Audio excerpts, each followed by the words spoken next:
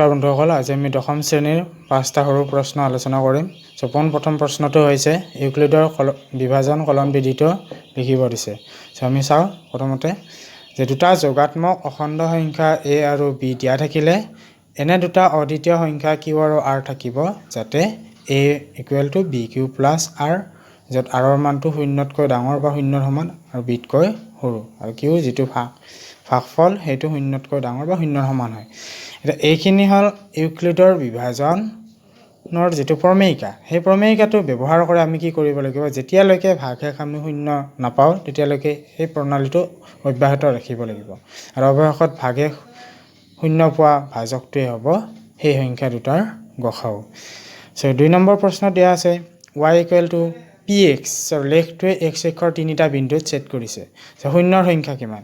আমি জানো যে যেহেতু x অক্ষৰ তিনিটা বিন্দুত ছেদ কৰিছে অৰ্থাৎ এডাল যদি ৰেখা অঙ্কন কৰা হয়, লেখ অঙ্কন কৰা হয়, সেই লেখডালে যদি x অক্ষত দুটা বা তিনিটা বা চাৰিটা বিন্দুত ছেদ কৰে, সেই বিন্দু কেইটাৰ সংখ্যাই হ'ব সেই লেখটোৰ শূন্যৰ সংখ্যা। যেহেতু এই প্ৰশ্নটো তিনিটা বিন্দুত ছেদ কৰিছে গতিকে শূন্যৰ সংখ্যা হ'ব 3। একেধৰণে 3 নম্বৰ প্ৰশ্নটোত কৈছে a1x + b1y + c1 = 0 আৰু a2x + b2y + c2 = 0। সো ৰৈখিক সমীকৰণযোৰ অসংগত হোৱাৰ চৰ্তটো লিখিব দিছে। আমি জানো যে অসংগত হ'ব লাগিলে কোনো সমাধান নাথাকে, অৰ্থাৎ সমান্তৰাল ৰেখাৰ যিটো চৰ্ত সেই চৰ্তটো হ'ব লাগিব। সো সেই চৰ্তটো কেনেকুৱা, a1/a2 = b1/b2 ≠ c1/c2 আৰু এই ক্ষেত্ৰত কি হ'ব, ৰেখা দুডাল সমান্তৰাল হ'ব আৰু লগতে কোনো সমাধান নাথাকিব অৰ্থাৎ অসংগত হ'ব। 2 নম্বৰ প্ৰশ্নত ax² + bx + c = 0 a is not equal to 0 এই দ্বিঘাত সমীকৰণটোৰ মূল কেইটা?